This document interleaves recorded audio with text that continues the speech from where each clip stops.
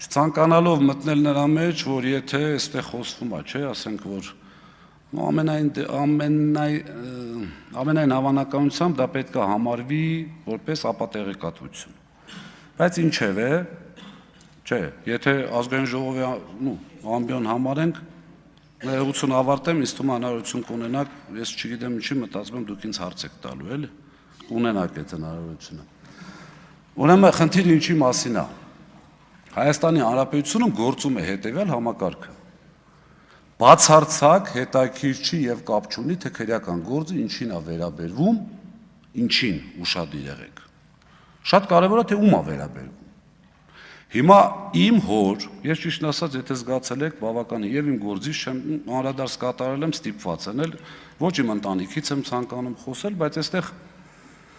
միջև անդրադառնալ այդ դատական գործին, այստեղ շատ պետք է հետաքրքրել, մամուլով տարածվեց, ճիշտ է մենք դեմ էինք, բայց չէինք կարող այդ ամեն ինչին փակել, ես էլ մի քանի անդրադարձ կատարել եմ։ Իշխող ֆրակցիային ինչ-որ երևի տեղյակ եք ինչի մասին է խոսքը, դրա համար ձեզ չհետաքրքրեց, թե 50 եւ ավել տարվա Երևանի պետական համալսարանի շատ դժվար է ինձ խոսել, որովհետեւ միգուցե կարծեք սուբյեկտիվ է, բայց կարծում եմ այստեղ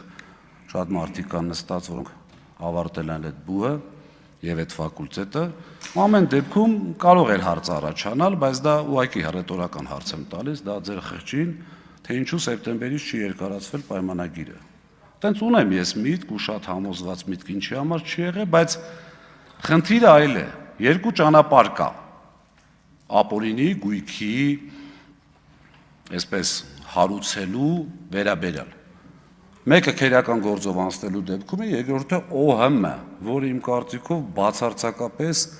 այսպես իշխանությանը լծակ տալու ուղղակի խնդիր է։ ՕՀՄ-ն բոլորս գիտենք ոնց է լինում, ինչ որ մի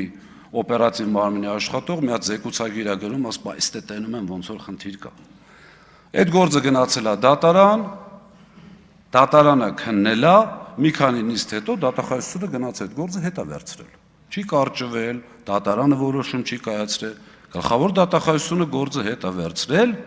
ըստ իս հասկանալով, որ չի ստացվելու։ Եվ այստեղ կարևոր հանգամանքը Գագիկ Ղազինյանին կամ Դավիթ Ղազինյանին ապօրինի գույքի խնդիր բացելը չէր, ոչ էլ վերջնական նպատակն է, որովհետև չկա այդպիսի բան։ Խնդիրը ուշադրություն, հմեկով մեծ ռեպորտաժ պատրաստելն է, որովհետև հմեկով այդ ռեպորտաժը պետք է գնար, որովհետև իշխանությունը չունի այդ մտածելակերպը, որ չի կարելի առանց գործը քննելու, չի կարելի առանց գլուխ գովալ չհամարեք բարի համբավ ունեցող մարդու գործը քննելու հմեկով, հետևից սատելիտ ուժերով, բլոգերներով վերցնել, ասել անցնում է ապօրինի գույքով։ Սա առաջին մասով, երկրորդ մասով, այո, իմ հայրը լինելով Հայաստանի Հանրապետության միակ իրավաբան ակադեմիկոսը եւ բազմաթիվ այլ պետական պարգևներ ունենալով հանդերձ, իմ դատի օրը ասել է, որ շատ զարմանալի է, բայց կա արդարադատություն։ Մենք երբևէ, այդ թվում նաեւ ես եւ կարծում եմ նաեւ իմ գործընկերները չենք ասել, որ չկա 100%-անոց արդարադատություն։ Ի ուրախություն մեզ, ի տխրություն իշխանության, այո, կան դատավորներ, ճիշտ է, շատ քիչ են, բայց կան դատավորներ, որոնք չեն ենթարկվում։ Եվ ամենակարևոր հանգամանքը, հիմա եթե օրենքի ուժով